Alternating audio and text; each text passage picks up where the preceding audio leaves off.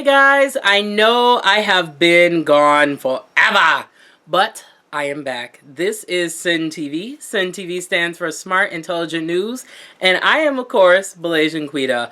So, once again, I apologize for the hiatus, but this is what happened. I am so honored and proud to make this announcement.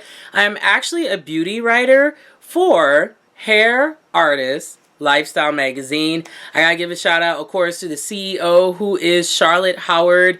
She not only is a mentor to me, she's like a hero. And I hope I can have her come on the show and be able to tell her like amazing story. But today's guest, and of course, as you know, March is Women's History Month, and I really wanted to focus on the strength of women and the challenges that they have overcome basically to be successful. This interview I did do a while back, so of course I would like to apologize to my audience as well as my guests. I know I have been behind, but there's been so much on my plate. And these programs, I really spend a lot of time like editing these videos and bringing you the best quality. But this is how the schedule is going to be like for Sin TV. I promise you that I will be posting one video weekly, whether it be on Wednesday or Thursday. And then of course my other show, Twisted Riot Girl, is posted on Monday or Tuesday. So I wanted to give a more flexibility with the scheduling. So let's get to today's interview. I love this woman. Her name is Valerie Diamond, and she is the author of this fantastic book, which is called Stilettos in Vegas. So let me tell you a little bit more about Valerie Diamond. Valerie Diamond gave up a supervisor job in the banking industry to become a Vegas stripper to pay back family debts after the tragic death of her mother. After 7 years of hard work in the clubs, she retired from stripping at age 45. She was inspired to write Stilettos in Vegas to change society's concept of what life is like as a stripper. Since there will always be a sex industry, Valerie believes that women should learn about strip clubs, which are free from sex and disease, and carry the least emotional attachment, keeping their men away from the dark side. And the book is also co-authored by Dr. Dawn McGann. A retired dentist and educator, was moved by the struggles and dedication of Valerie and decided to help her document her experiences in this book, which is partially based on true events. If you want a book that will inspire you and move you, and especially definitely to the women of color out there, I always hear some of them, making those excuses like, oh, I can never make it, and everyone says I suck. Valerie Diamond is proof. I mean, look, this book is in my hand. This compelling story is in my hand. So there are no excuses, ladies. You can make it. You have to just put your mind to it. And she is so intelligent and so intellectual. So it is my great honor to present to you my interview with Valerie Diamond. Thank you for coming on. I mean, Absolutely. Thank you for having me. I appreciate it. I appreciate it because, like, with your book here, I'm going to show it, of course, so people can see it. It's the Stilettos in Oh yeah, that beautiful Vegas. cover. Yeah, like, as soon as I, like, picked it up, you know what it reminded me of? It reminded me a lot of, like, through reading the story, the Mhm. Players Club. Yeah, we talked about that too. It's so funny that all this book came together on a lot of different levels of different books and movies that have been out, but it's like, the story is kind of true. There's a couple, fiction Mm. characters in there. I mean, we want Mr. Lee, but we don't get a Chinese billionaire in there, but maybe he might come one day. I don't know. But these are things that we only dream about. But they are kind of true because, like I said, well, I didn't tell you this, but it has turned into mainstream now with the celebrities, and they talk about going in the club and spending a lot of money. There's also a lot of drama in the club too, so it's not it's not all what everybody thinks is about. That's for sure. So someone who lives it, I think, should tell it, and that's what happened to me. I've been doing this for like 7 years. I haven't done it in over a year, but in the beginning, when I said, when I started this business and saw all these ladies' stories, I said, I got to write a book. So that's where we are now. This is the $1 million question. I'm sure everybody is wondering this. I mean, you're a very well spoken woman. You're very well put together. Thank you. So what gave you that turning point to say, you know what, I'm really smart. I think I'm gonna go into the adult industry, because you would not think of. I would never think of that correlation. I mean, most people would not. I agree with you. I get that question a lot. I really do. I would have never thought I would be in this business. That's the truth. I was working at a job I loved, basically. I loved the job I was doing. I had never had thought about it. It just wasn't in my mind at all. I had people like men in the office. They would make jokes and stuff. They would say stuff, but at that time there was no sexual harassment. It's amazing how things were so different when I was, getting into the corporate world, and how things have kind of changed in society that I'm noticing. I'm seeing a lot at my age. I really am. But yeah, what happened was I just had a turn in life, a turning point. Turning point basically came into financial stability. And this happens with a lot of women. You don't know what's going to happen. I just want to say that, to all women out there, it doesn't matter what color, race, whatever, where you come from, what background you come from. Anytime there's changes in the economy, women are the first to be affected, women and children. We are just the first to be affected to any decision that, these politicians make and in government. Don't know why that is, but, if it's not good, it usually affects women. We already go through, divorce. I was a single parent for many years, but I had a good job being a single parent. I worked at the bank for 13 years. I loved the job. I planned on retiring there. I made some pretty good money there. It's just that the turning point came in my life where, I was a single mother with 3 children, and they're grown now pretty much, but they were on their way to growing up at this point when I decided to get in this business. It's just that my mother had passed away, and and my mom and dad, they basically, we all supported each other. When she passed away, I found out a turning point that, she owed a lot of debt that my father had paid for. He had paid for his home. He worked like everybody else, and to come to find out that when she passed away, it just left a lot of debt, which basically, figured out, if my dad was, he could have went to some place to stay. He could have stayed with other family members. He could have, done a different route. But I came from a family where you take care of your own. They took care of me. I take care of them. And, that's something that, is just something that we do, So I just decided, to take charge and say, hey, you know what? I need more money than what I'm making at this time.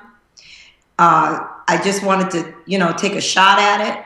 It wasn't even nothing that I had planned on doing for a long period of time. Someone had offered, it wasn't even an offer. It was more of a discussion about Las Vegas and how much money you can make dancing in Las Vegas. It was a discussion. And said it wasn't really for me, but, I'll give it a try. And I did. And then what happened was I started meeting all these people. It's just, you start working, and it wasn't really easy to get in this business, I want to say too, as well. It wasn't like, you just hop up and say, whoa, I'm going to be a dancer today. It's not that easy. It's very hard here. You have to, it's big business here. It's a multi-billion-dollar adult entertainment industry in Las Vegas. Very big business here, very big. So it's like when you're getting into this business, you got to look like one of the big dogs. That's for sure. You gotta look like the part. There's a whole bunch of women out here who are competing along with you, so they know they can get another woman. They can replace you. You're easily replaced. And it shouldn't be that way, because we know we do bring a lot to Las Vegas, us ladies. We bring a lot to it. Right. And for me, and this is something that I think a lot of people, I would say people get misconstrued with this, is the difference between someone who is a prostitute versus someone who is a stripper or an exotic dancer. Can you explain the difference? Because I think a lot of times, like in the book, it definitely does cross over. Because like Sapphire's friend, Celeste, Celeste. yeah, Celeste, Celeste. yeah, Celeste, Yeah, Celeste. she, goes from, doing the exotic dancing and then goes into prostitution as a means of survival for herself. So I kind of, coming from you, because you have been there and you have done that, can you please clarify that? Because I think a lot of times people think that, if they see a dancer, oh yeah, she's probably prostituting, and that's not the case at all. Mm-hmm. Well, like any job, there are a few women who do break the rules. Right. Okay, cross the line.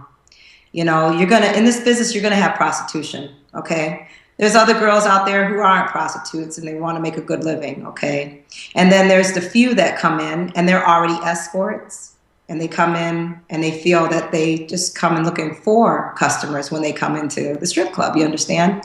So they Mm-hmm. come in looking for customers too. But I mean, it's funny because I also, a lot of people don't know this, but I also knew a few porn stars too that would work at these Hmm. clubs. They don't talk about that, but they're there, you know. Interesting. And I wouldn't even know they were porn stars because I didn't watch their movies. The customer tells me.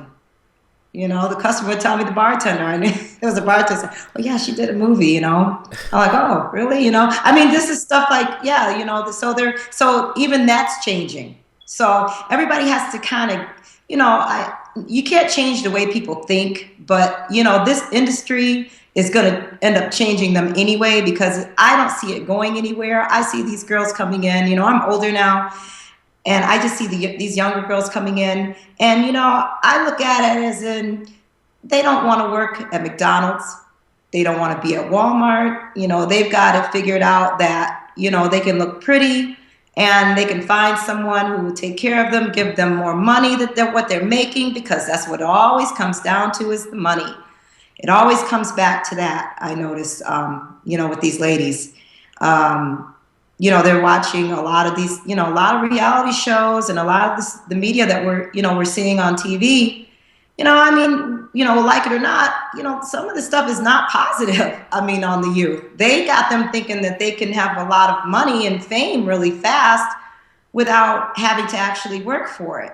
And that's what I see. I mean, they have to work when they're on television. I'm not saying it's not a job. It is a job to be on television and be there every day and everybody watch your life and this and that. But all that's stage too. All that's not a reality. I don't wake up with makeup. If you're gonna follow me around here, you're gonna catch me. Maybe with my hair off or something, because I like to wear wigs and stuff. You don't know that, but the world does now anyway.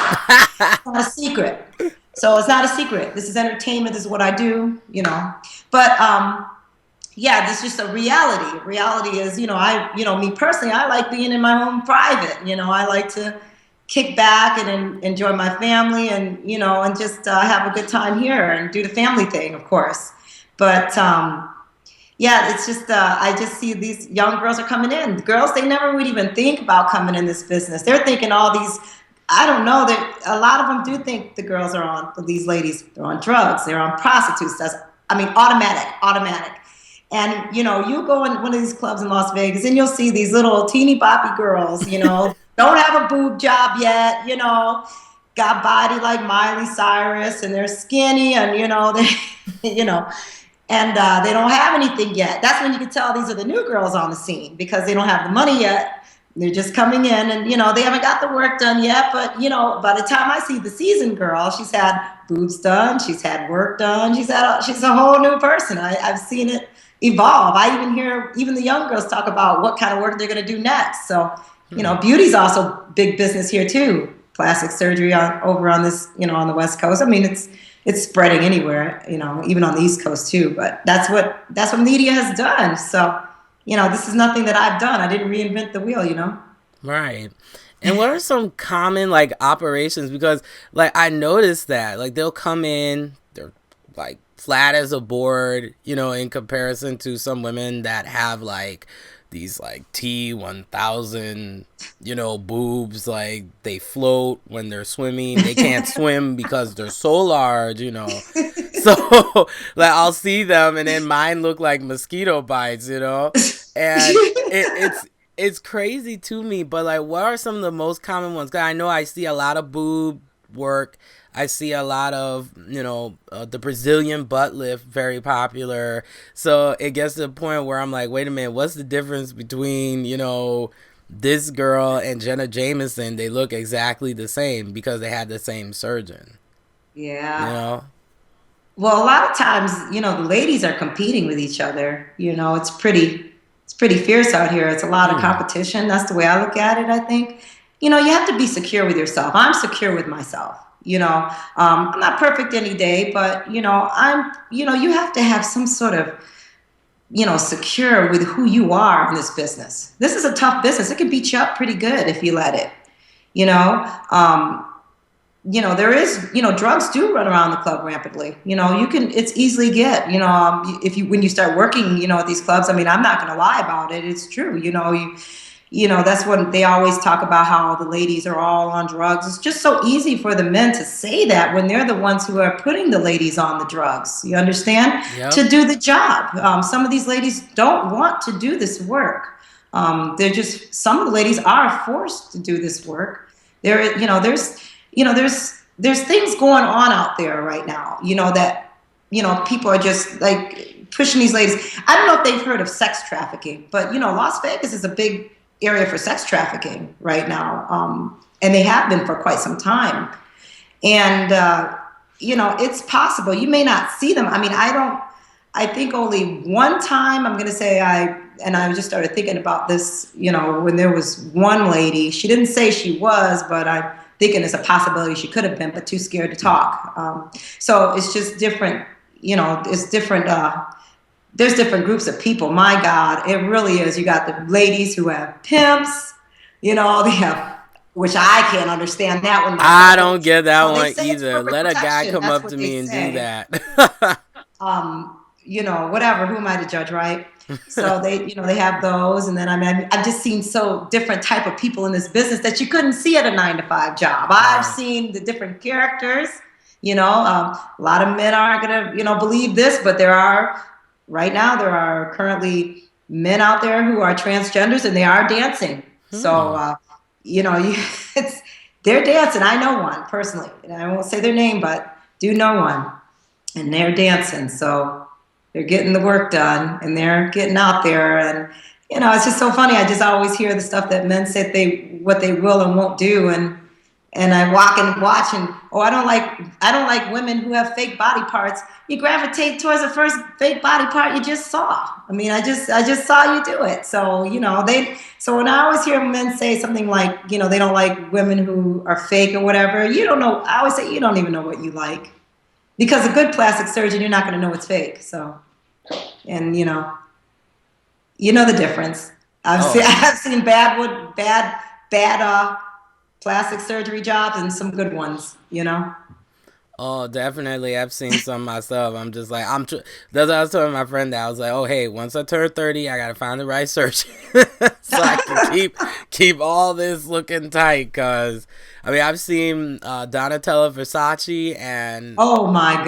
ah, Well, mm-mm. I think some of it's kind of a disorder that they have too. They Yeah, look in the mirror and they just have to, they want more done. It's, yeah, what is it like? It's like a chip. You got to have more than just one. They used to say about the, yeah. Lay's chips or whatever. But I'm just saying in general, it's just, I do think it is a disorder. I think that you could keep looking at yourself and you get like, I don't like this, how this looks. And I don't like how that looks, and it could happen. I think it happened to Michael Jackson, and I think, when you have that kind of money and, status, you really basically get whatever you want done, Yeah.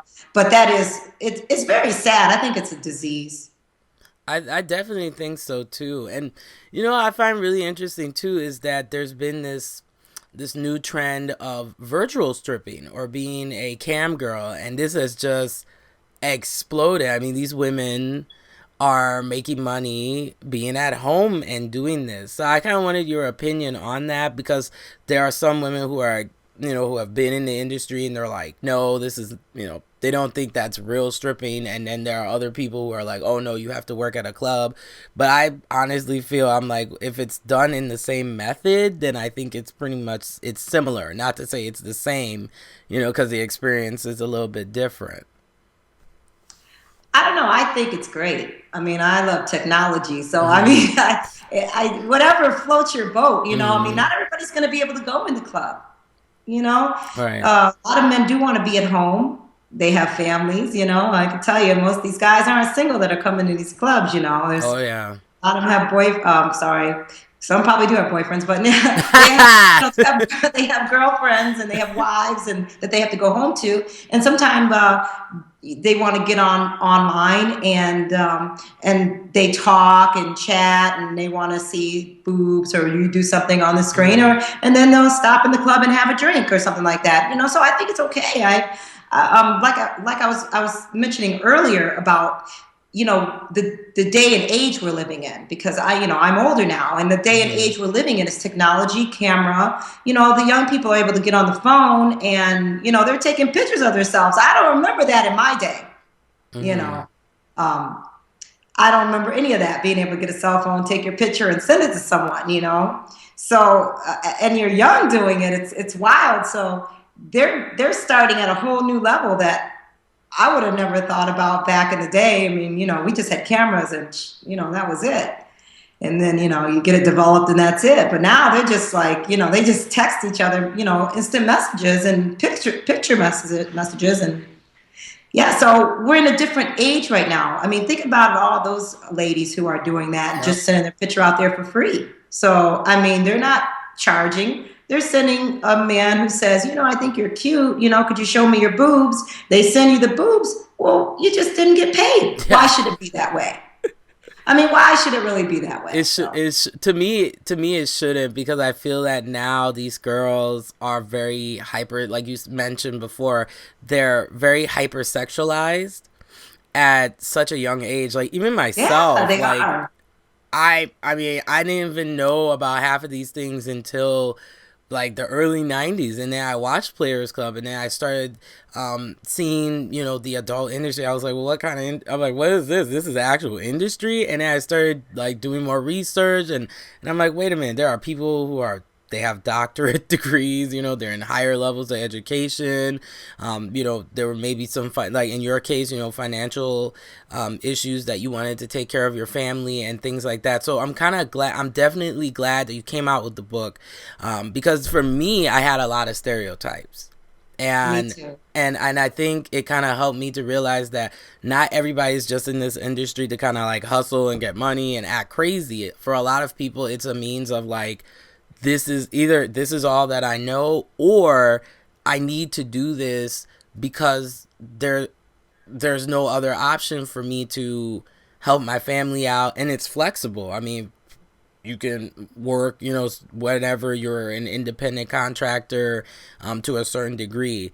If you're a contract girl, like if you're a porn star, then that's a little bit different, because then you're subjected to a certain number of films that need to be done, right, by contract. So I'm really glad that you did that. I really, for me, from start to finish, I like the fact that you have those like semi autobiographical elements in the book, but I like the fact that you didn't do it like Corinne Steffens, aka Superhead, and you just kind of like, in a way, right, you put people on blast. I think it's great that you did it in a way where you're like, hey, I'm still going to let people know that this is one side of the industry and this is how it is. But at the same time, I like the fact that you had a story, because most of the time when people in the industry, they write an autobiographical tale or biographical, it ends up being this like, okay, I want to get back at all these people who have like hurt me, or I just want to put them on blast. And this book, to me, I have it as a recommendation. I've been telling everybody about it, because for me, I like the fact that Sapphire is solid. She's like, okay, I know that this is a business that I'm in. I have a daughter. I want her back. It's not like, the especially for women of color, we have this like, the baby mama syndrome. Oh yeah. And we get victimized for that. I like the fact that, Sapphire is like, hey, she got with Tony. My favorite part of the book, honestly, is when she got with Tony. I thought they were going to stay together. That's what I thought. But I could tell that even when everything went bad, she was like, at the end of the day, I still got to take care of Christina.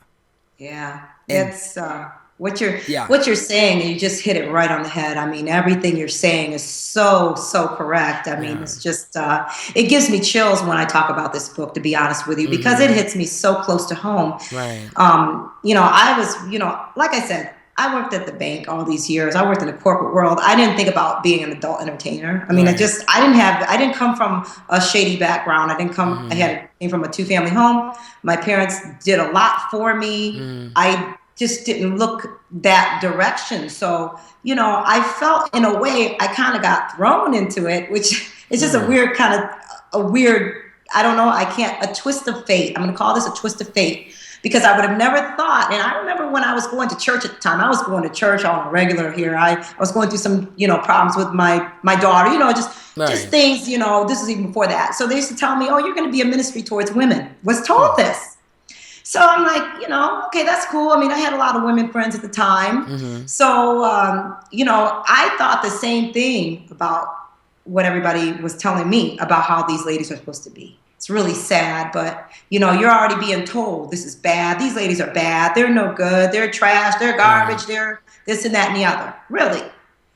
So, when I thought about it and I started working and I started meeting all these ladies, I found out that everybody was wrong. I found out they're wrong. I found out that, some of the ladies are talking about, they're right, but also they do not know the stories of these ladies. And, a lot of times I hear the music industry and how they, glorify and kind of praise being a dancer and being a stripper or exotic dancer or whatever you want to call it. It's nothing wrong with praising it. It's nothing wrong with, telling a girl how hot she is and this and that. But, this book is important to me because these are the same ladies that they don't know. They just walking up to them and treating them like, they're a piece of meat, which that's okay. I mean, that's the way it's supposed to be. But have you ever sat down and actually talked to one of these ladies and actually know what's really going on with them? I mean, maybe they won't tell you at the moment, but some of them will tell you what's going on with them if you really, stop to care, because they do have feelings. I've gotten to know these ladies personally, and I have a big heart for these women. I think they're absolutely great women. I really do. I just think that they got stuck at a part of life where that's just where they are at the moment. Okay. Right. And especially the way things are now, it's about, to me, this is like an empowerment, a movement for women right now, because this is what we have. If we don't like what we want to do, we can go out there and strip and take our clothes off and make some money at it. Why not make money at it? Men are getting paid more than women in the workforce. And then you're telling ladies what they can and can't do. I mean, we're still in this political age where, there's big debates over women and what they're doing with their body. Women should be able to do what she wants to do with her body. It's her body. In other countries where you're, my girlfriend, my best friend, she's in the book and she's from Thailand. Thailand is nothing like it is over here. Right. This is just how things are in Thailand. They don't have a system that says, well, we'll take care of you if you're a woman, have children. It's not like that over there at all. This prostitution is normal for them. That's a way of life for them. This is nothing to them that what we do. The only thing that I think it's something to them is because the United States, or basically, where we live, has made it that way. Culture-wise, they've made it that way. I mean, it's going to turn more into mainstream because a lot of these ladies, I want to say, are also artists. I mean, I've seen these women do these pole tricks that you just wouldn't believe, that just blow your mind. And they come in as artists. I consider myself an artist, but I have seen women who are just graceful at this pole. They take their business and entertainment as a whole, as in very seriously of what they do. They do artwork, and men respect them for that. They do. They get the respect that's deserved. I mean, I've heard, stories where people I've had people ask me about if I've ever really got disrespected or whatever. There may have been a few times, but I can tell you for the most part, I would have to say no to that, because most of the people that you meet are very well-to-do people. I mean, I've met doctors, lawyers, a lot of doctors, and my co-author's a doctor as well. As you see. But a a lot of people that, they just, insurance salesmen, construction, they just want to get away for a minute. That's what, when they come in the clubs and they want to come in and they want to get away from them just for a second and take a break at whatever's going on in their life. And, sometimes we serve as counselors too. It's really crazy how this industry is. I've met so many people. I've met so many men, right, who give me financial advice. It's just amazing what kind of, if they really like you, they'll tell you how to get ahead in life, what you should do to get ahead in life. They think you're a pretty good person. They're like, hey, I think you're pretty cool. I think you should do this. I got some, good. It's funny. That's how it works. In the beginning, maybe it's sexual. I hear all this stuff about how a gentleman's club is. And I always say, what do you think you're going to walk into? Some sort of orgy or something? You're not going to see that. You're just going to see a whole bunch of women walking around in bikinis or dresses or whatever. And then they go on stage. It's not like everybody thinks it's this dark and dirty hole and all that. Maybe it is in some place, but in my neighborhood, it's not. You're always going to have a hole in the wall bar wherever you live. I don't care what town you live in America. You're going to have a hole in the wall bar somewhere, But, Right. for the most part, it's really, it's okay. It's fun to be in. It's funny because I just went down to the club sometime last week to stop in to see one of my friends, and I brought my son with me, and they couldn't believe he was my son. But my son is grown, so it's funny. This is a way of life here for us, and I think eventually it's going to be a way of life for a lot of other people. And I think we should just not judge the ladies, let them make their money, and and not to mention we do contribute to the economy, I must say, because women do contribute to the economy. So if we want to go out there and have some fun and take our clothes off for a little bit of cash, we should be able to do what the hell we want to do. It's like the bra burning. Yeah. Remember that? Remember back in time when women took off their bras and burned them? Kind of the same kind of thing. Yeah, it really is. I just think what happens is our society, from the way I've studied it, there's a lot of hypersensitivity and a lot of miseducation. And they That's just absolutely right. they go hand in hand. It's like with relationships too. I love the fact that you featured interracial unions, but you didn't do it in the way, because like now black women are so overly, not only hypersexualized, but overly sensationalized. Because now it's why is that? and I think for me, I know we're both African American women. Yeah. We look at each other like, yeah, well, why is that? I wondered that because we have all these shows, You know? yeah, like Scandal. We have these programs like Sleepy Hollow, and it's like, oh, now you want to give black women a chance now. Well, I think it's great. And I don't get me wrong, I think it's Oh yeah, fantastic. I think it's wonderful. Yeah, I think it's wonderful. It's about time. It's about time that we're recognized for beauty and intelligence, and look at Michelle Obama. Is she graceful or what? She's something to be proud of for sure. Oh, it's been about time because I'm so tired of it. It's about time. It's not saying that it hasn't been there. We've been Right. there. It's just that it's just need to be recognized.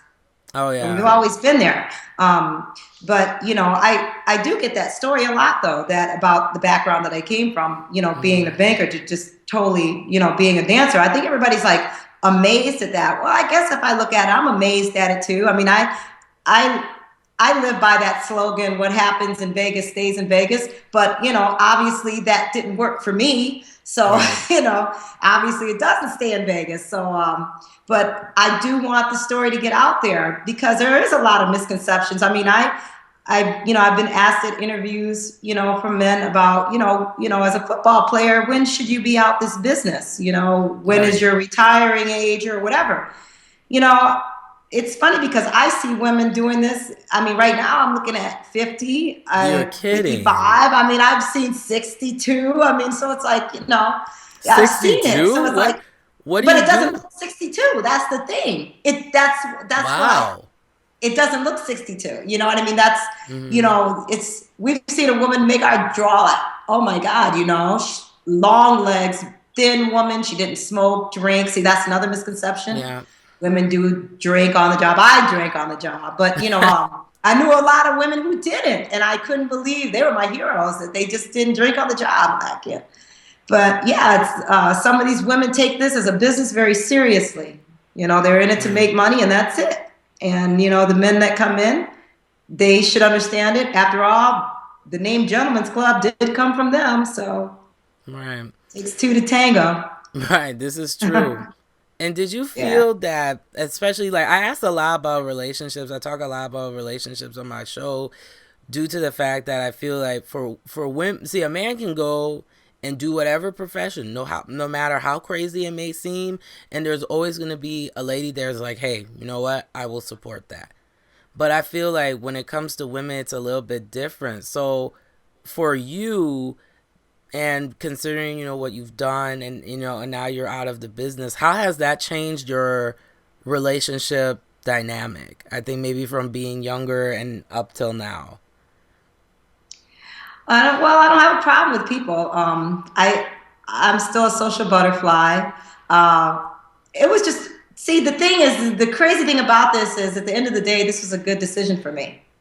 Hmm. A lot of people, wonder why is that? No, this is a good decision for me. I think that at that time of my life, that was just the right thing for me to do. I thought it was strange. I didn't want to really do it. I was afraid to do it. Like anyone said, were you scared? Of course I was scared.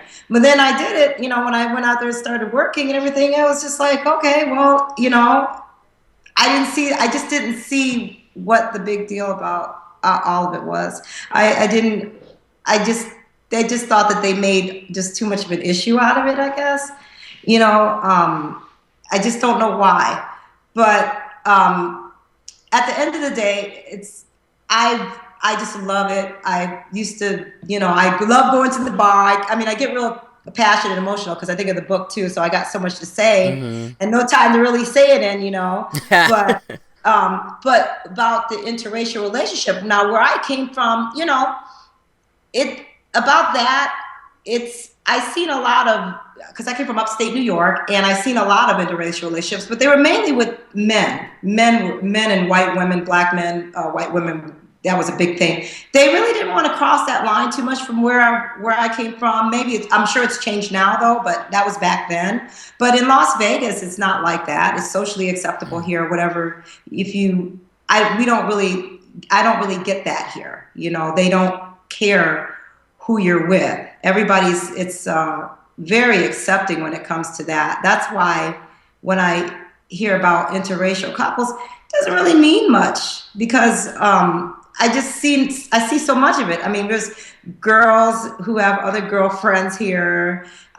You should hear this story. I knew a girl that I used to work with who had a boyfriend and a girlfriend.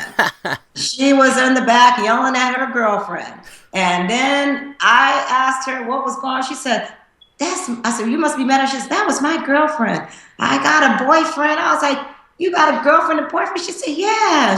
She was mad at her girlfriend. But that's the stories I'm talking about that people don't even know anything about. They just think they know so much. They don't even know what's really going on. You know what I mean? So, Yeah. but yeah, I feel that it is a double standard with women Yep. because men can go out there and be a dancer and be a stripper, and it's all like you're the stud, you're the man, you're this, you're that. But when a woman does it, oh, she's disgusting. Mm-hmm. She's a hoe, she's a hooker.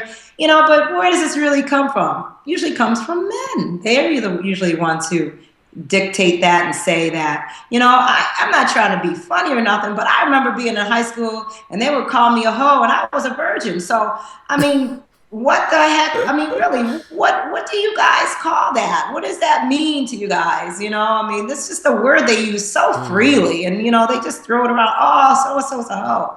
Sometimes they're just saying that because they didn't get the hoe. I Right. mean, it's crazy stuff. All the name calling is ridiculous. It's ridiculous. I think we should all respect each other, and all that pimps and hoes stuff. That's got to go. I think that's just so outdated. I don't mean it's just tacky Yeah. to me because I'm older now, and I grew up in the '70s. So where I came from, they were really really pimps, and they really they killed their they actually killed them girls. You know what I mean? So, Right. you know, these I don't know, sneaker pimps, I guess we're gonna Yep. call them. You know what I mean? They're different, from what I grew up in, and I think they have a different, I think they have a different definition this day and age of what a pimp is, maybe. I think they think that they walk around with nice clothes and looking good and a lot of ladies around, they call it pimping. I think Yep. maybe that's what it is. That's what I Back think in it my day, is. it was different. It was like if you didn't bring my money, you were a dead woman. And I was a kid, you know what I mean? I was a kid, so I was saying that how times are changing. Yeah, times have really changed, and I think for me, I felt like I was like, okay, finally, this is the right time. We need to have more women like you telling these stories. Like it's coming from the source. I think sometimes the media, and I mean, I've been in the media now for a while, and anytime a story like this comes out, the first thing, like we've mentioned numerous times throughout this interview, is that it gets sensationalized. And it's something that it has to be cool or it has to be trendy in order for it to be appropriate.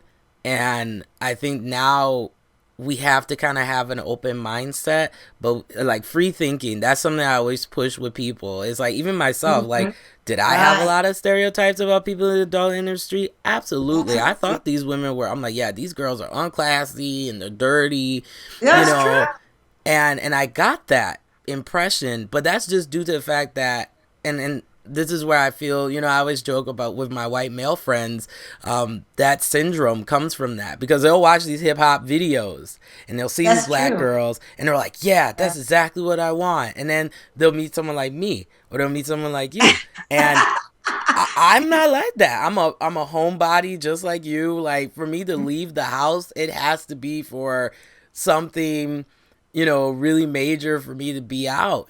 But most of the time I stay in and I'm geeky and all that kind of stuff. So, when they see that and I see these girls, I'm like, hey, I understand. If you're gonna make your money, you gotta do it the way you feel is plausible, but make sure you're able to defend yourself when you're in a business that is always constantly hypersexualized and that you're gonna have men who are going to think of you as just being an object, and then you may have some men who don't think that way of you too.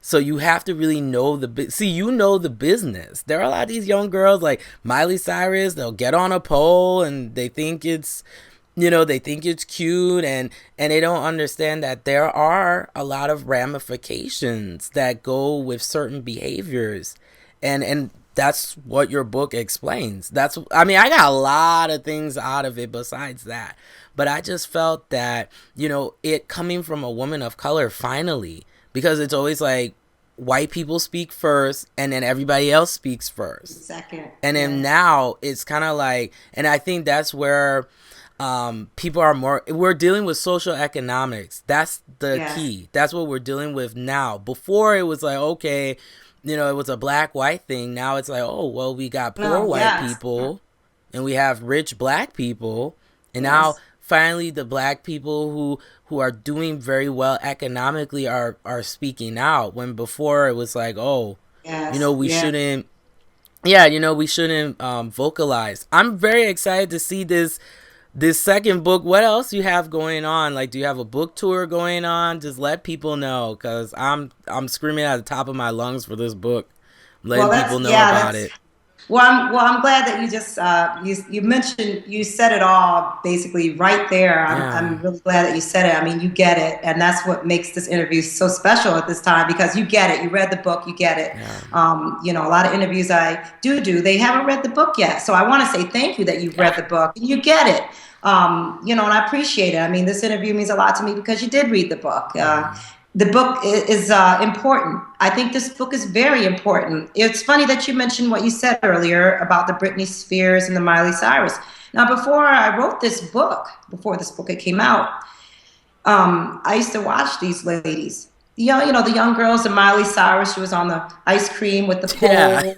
You remember that? And Yep. she was then Britney Spears, and I could not understand. And I was in the business at that time, and I could not Mm, understand why they had it all and why they want to.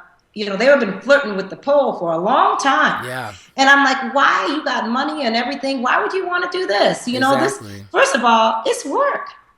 and that's what a lot of people don't understand. This job, it is a job. This is work. And if you plan on getting into this business, you better have a thick skin. It isn't like no la-di-da. I'm walking around with balloons and saying, hey, I'm gonna be a dancer today and look cute. I mean, this is a fantasy of theirs, but Yeah. it's not a reality. Right. Okay, you have to actually work at it. They're I call that flirting with the pole, Yep. because you're not an actual dancer. You're flirting. You're a wannabe dancer, and there's a lot of women, believe it or not, who have this fantasy of wanting to be a dancer.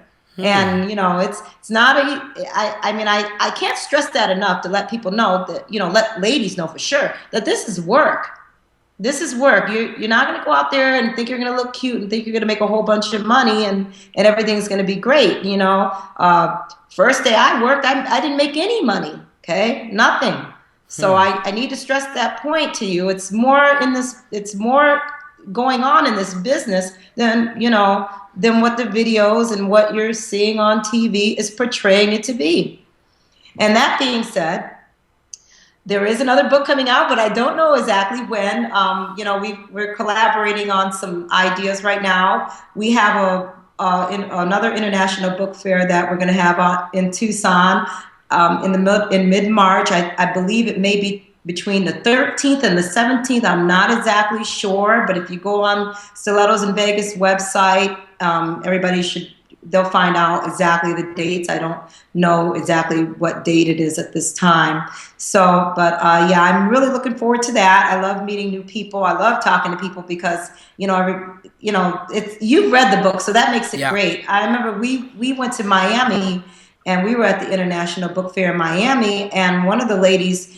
She didn't have much to say. It was so funny because I was talking to her. She didn't have a lot to say, but she was looking for me 2 days ago and said she read the book. She couldn't put it down. I gave her a big hug. She was so happy. I mean, it was just like, she's a reader. Someone who wants to read something, they get bored. They want to read something else. Another thing about this book is it's a good read. It's not too long. Yeah. You can enjoy reading again. You can go have your life. You can read this book if you're not doing anything in a day. If you're Yeah. doing stuff, you can read it in 2 days. I give it a weekend. You can if I give it a weekend, but I can also tell the people who have read the book, because the people who have read the book have asked me, when is the next book coming? The Yep. people who haven't finished that book, I don't hear from. I'm like, yeah, they haven't read the book. I know who you are if you haven't read the book. So, this is one of those books that you can't put down. And No, you and can't. this book was made for that. It was intended for people who don't like to read. I mean, let's be serious. We know most dancers don't want to read, but I believe that they will read this book. Okay, so we want to appeal to the people who don't really like to read that much, but decide, hey, I'm going to pick up this book, and when they pick it up, they can't put it down. They can't get enough, and they want some more. So, and that's what we're looking for. I mean, I even down to the cover. Even to the cover it draws you to it and says, wow, this looks good. Let me look on yourself. Yeah, I think I'll get it. When you open it up, you'll say, you read a little paragraph and say, wow, this seems pretty good. I think I'll read it. So, if you look on the website, I think it's on Stilettos in Vegas, where the video when we were in Miami, I had people standing in line actually looking through the inserts of the book and wanted to know what was it about. So, they knew what it was about basically, but, they wanted to read it and see what, get an idea of what they can, if they wanted to read it or not. So I love the book. I think I'm really proud of this book. That's really all I have to say at this moment. I'm proud of it. I don't think anybody's done it like this before. And maybe because I don't know why no one's done it like this before, but also I believe that most women don't want to talk about the industry. I think most Right. women want to go to work and they don't want to talk about it. They want to go back home and live a normal life. When this book came out, be honest with you, I didn't think anybody. I didn't think I was going to hear a lot from get a lot of interviews Hmm. and people be interested. And to my surprise, I guess I was wrong. I was wrong. So, and I think that's great. I think that's great. So this opens a new door, and I'm more than willing to share these ladies' stories because they're afraid to do it. They could be afraid to do it. I'll do it for them. I'll share their stories. I won't, like you said, in the other books, I won't give up names. I'll code their names to protect them. That's another reason why the book is fiction. Right. Nonfiction, I would have had to give up names. I didn't want to give up the ladies' names. They don't want to. They don't really want to. They don't want to talk about their lives. And sometimes how life can be on them. Life could be pretty hard on these ladies, especially when the economy is bad. Yeah. I don't know what more to say. I just can't stress that enough. That when the economy is bad, women, especially if they have children, they really suffer. Right. And They you do. can't. You just and not to mention everyday life, and unless they have a husband or a boyfriend or someone at home who's supporting them. But a lot of women don't have that luxury. A lot of women, because of the economy, husbands and their boyfriends have lost their jobs, and they end up doing this kind of work because of it. Nobody wants to starve. At the end of the day, everybody wants to be, everybody wants to have pride that they have a job that they go to every day and put food on the table and pay the bills. That's what everybody wants at the end of the day. Okay, what everybody does for a profession is what they choose, what they do. Some people don't have a choice of what they do. Why should we be the ones to judge them? Let's praise these ladies for a change. Right. Listen to what they're about and let's support them because, women, believe it or not, they contribute to the economy, good or bad. It's not going anywhere. This industry isn't going anywhere. It's going to get bigger. And younger girls are coming in, so. Oh yeah, I mean, I've already like read statistics about the growth. Actually, the growth of the industry is coming from the technology. I mean, everything has become Oh, yeah. virtual. I mean, amateur pornography always been a big thing, but it's even bigger than before because these studios can't necessarily have the budget like they used Yeah. to make these grandiose productions. And now people just don't want to see that. People want to see people who look like me or look Yeah, they normal. want to see a real person. Real people, exactly. That's what they want to see. They, and it's getting, close, back, almost back to that, Yeah, well, we live in a microwave society. That's what I call it. yeah, Right now, we want it right now. We see something that's, it's like technology. You got that phone, but tomorrow it's going to be another phone. It's no different exactly. than that. You look, you got YouTube now. I remember when YouTube first came out. I mean, YouTube is just Yeah. exploded, just beyond. I mean, I had just got a computer. Back then I was just getting into the computer. It's like, wow, people didn't even have a webcam back then. You Mm-hmm. know what I mean?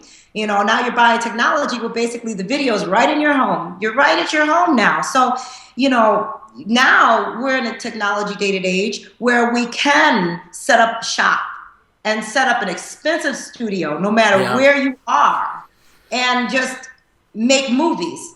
And that's what's going on. I don't care what kind of movies they are. They're movies, okay? And people are finding them, especially the men. And they're finding these movies, okay? But that's what they're doing. People create sets, at their home. I mean, I just, I knew people. So, I mean, being out here, I know what people can do out here. Yeah. And I know how they can make things happen out here. And, and like I said, they can set up a big fat studio right in their house if they have a beautiful home, or, I mean, even if they don't, they can set it up and, where they make it really, really cool and just like a real state of the art studio. And that puts a lot of these other studios out of Yeah. business because now that people are, figuring out, I can do this at home now. Everybody wants things to be at home. Everybody, that's the way it's changing. Things are changing.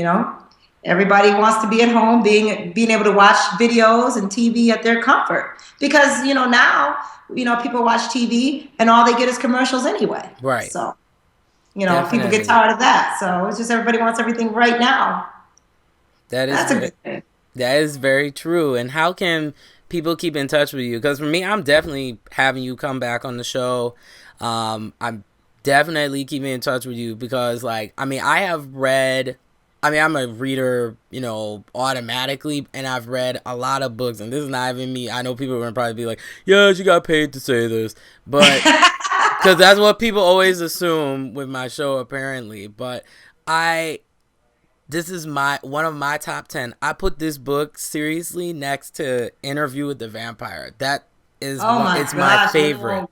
It We is love one it. of my favorite. Like, I read the Yeah. book in about 2 days because I was just like, I've never seen writing like this. The perspective, It's really engaging. I told both of my parents about this. I was like, Dad, you need to read this book. Mom, you really need to read this book because it's nothing, because the person is intellectual.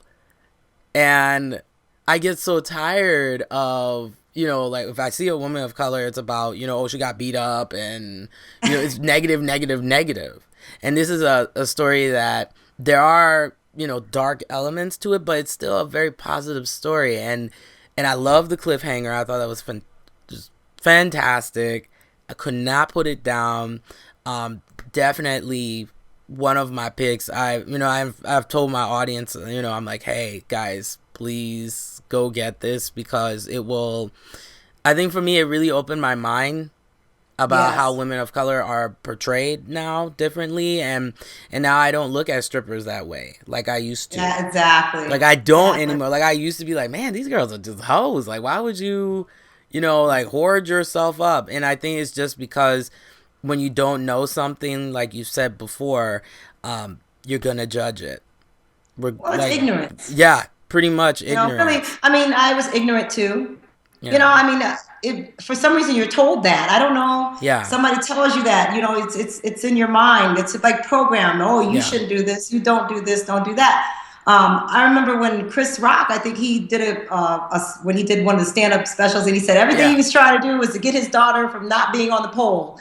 Don't get her on that pole. Remember, that was he didn't care what she did in life. Just don't get on that pole. It's just like that's just the man's worst fear. His daddy's little girl, and and I just want to say to the men out there, daddy's little girl wants to grow up. It has nothing to do with you. It's not personal. She just wants to grow up. She's a woman. She wants to do what she wants to do. It's kind of a way of just, like I said, being independent. She wants to make money or whatever. She's not going to tell you. She could be doing it now. She's not going to tell you. So, there's a lot of people, a lot of ladies who are doing this, and you don't know they're doing it. As I said again,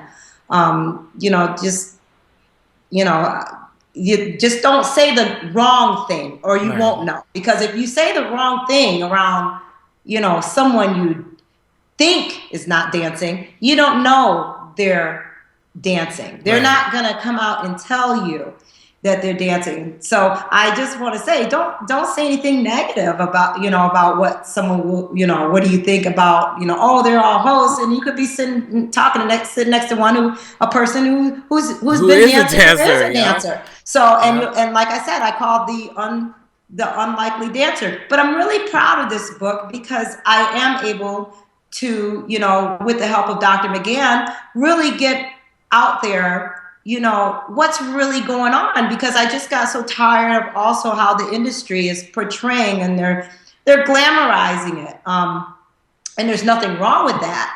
There's nothing wrong with that, but I just see like they're covering the surface, the beauty, the exterior, you know what I mean? Maybe the glam part of it, and it could be, but there's so much other parts because it's not, the club isn't always hopping 24 hours a day. There's moments where we're sitting there and you actually have to talk to the person, your coworker. You actually have to talk to them, and then when you start talking to each other, you end up finding you're supporting each other. Now I'm not going to say every woman supports every woman. It can be pretty cutthroat too, but for the most part, I could say most women will support each other. If you're having a bad day, another woman's going to support you and say, oh, I'm sorry, you're having a bad day, this and that. They'll say something like, you know what, I'm behind on the rent. I'm going to be thrown out. I've heard this story many times, many times about how women were saying that I have to come in and work. They wouldn't work all month long. And then at the end of the month or the beginning, they'd have to work because they say, well, we're short on cash or whatever's going on at their home. They got to make money or they're going to be in the street. And no woman wants to be on the street. I mean, it's just that simple, but anyway, I don't want to talk your ear off, but we are at stilettosinvegas.com, just in case anybody wants to know, how to get a hold of us. We're on Facebook at stilettosinvegas.com. The book is on Barnes & Noble, Amazon.com, and you can get it as an e-read as well on Amazon.com. Thank you very much. This book, I believe that anybody who does read this book definitely will not be disappointed. This is a really book that I'm very proud of, and also it won't be the last time you hear from us, that's for sure. Yeah, I cannot. When that book comes out, I hope I'm the first one to know, because for me, I will like I that's the fastest book I've ever read. Like, I Right, read that right. in 2 days because I was so, number one, so excited about it, and number two, the fact that I'm like, for me, I don't have a lot of women of color who I'm friendly with because of those type of issues, and I even think though, us as women as color that yeah, and I could speak, you we can can speak both be on the for it. same page. That's true though. I mean, sometimes you only kind of trust only certain friends that you've known for like forever, but you don't want to make any new friends. Like Yeah, Drake said, no new friends. It's just I think that's maybe some time of our culture of no new friends because you get a yeah, little nervous about you don't know this person, you don't know what they could do. And it's really a sad way of thinking because one thing I can say about me being an adult entertainer, doing this is that you have to trust people. right, That's the sad thing about this business is that you have to trust people because without the people you don't get paid. So you have exactly, to you have to be nice to and sometimes you don't want to be nice to some of these yeah, people. I can tell you that some of them could be very rude to you. right, Some of them be very nice, but still you just don't know what you're going to get because of the industry itself. It's just the way it is. right, But yeah, you have to be a little trusting. When I go say hi to you, I have to trust that you're not gonna like you know do something that may be illegal, get me right, in trouble. Anything can happen. Just like in the book about Celeste. I mean, she yeah, got in trouble. She was in the VIP. We won't tell the book, but she did get in trouble. That's happened. That has happened in Las Vegas. I mean, her name isn't Celeste, but there's a whole bunch of girls yeah, like Celeste. Okay, I call them sweeps. They do raids here.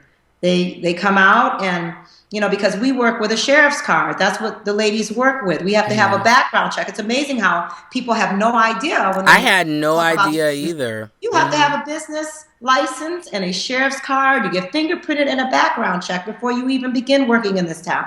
Wow. So once you're in, you work at these clubs, you have to hand in your sheriff's card. So at any given time, if there are, they give out girls tickets, I call them.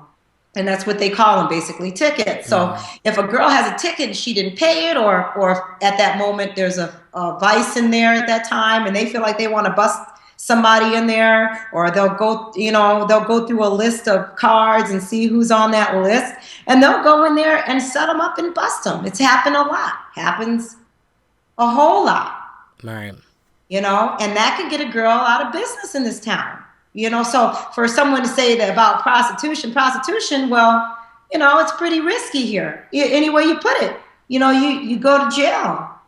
You put that on your sheriff's card on your record. You get two marks. You can't work. If you get 2 marks on you in 1 year, you cannot work anymore. So Hmm. even you get put out of business in this town, and you could get 86th, and that was in the book. I've Yeah. mentioned that being 86th. That's a big term in Las Vegas. 86. You come to Las Vegas and said, "Hey, have you been 86?"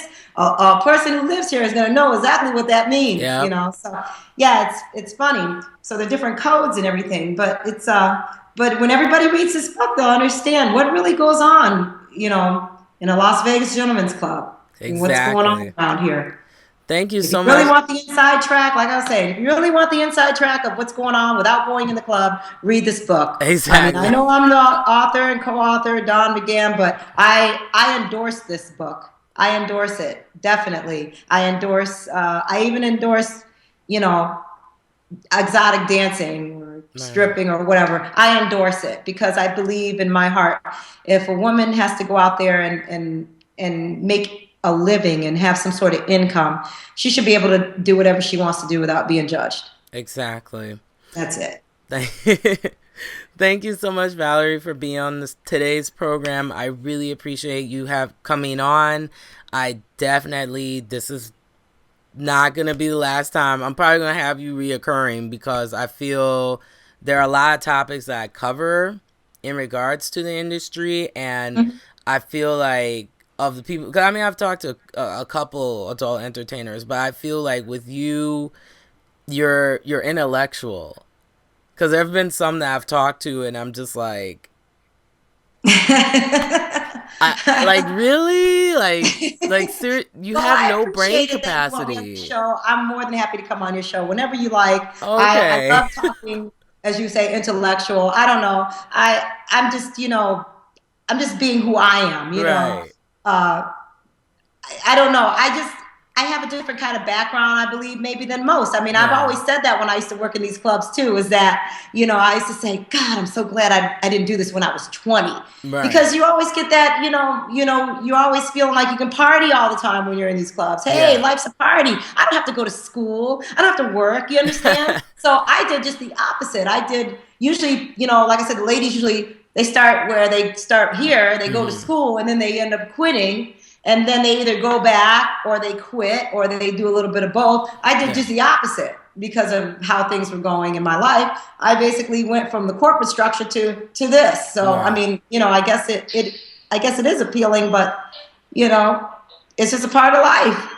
It's a part of life. Definitely. And if I have anything that's of importance to anybody that I could share, I would love to do that. And hopefully that I'm really hoping everybody does pick up this book and decide that they want to buy it and they want to read Stilettos in Vegas, because Stilettos in Vegas is definitely not going anywhere anytime soon. Exactly. Thank you so much, Valerie, and you take care of Thank you. yourself. All right. Thank you. All Same right. to you, sweetheart. Talk to you Yeah, soon. I'll talk to you soon. Bye. Bye bye. Once again, it was an honor to have Valerie Diamond on the show. Once again, the book is called Stilettos in Vegas. And for more information about this book, and of course, more information about her, please go to the official website, which is stilettosinvegas.com. They also have a Twitter, which is at twitter.com/stilettos in Vega. So they forgot the S. I think they ate the S. But I digress. It is always a pleasure to bring you these interviews, and I look forward to every week when I get to sit here and have the honor of talking to amazing women. Because, in this industry, we tend to put each other down sometimes instead of bringing each other up. And I hope here at Sin TV that I'm able to encourage and educate and uplift and bring stories to show that it's not so easy being in this business that we call entertainment. Thank you so much for watching. And of course, I am Belasian Quita. And remember to get smart and stay informed.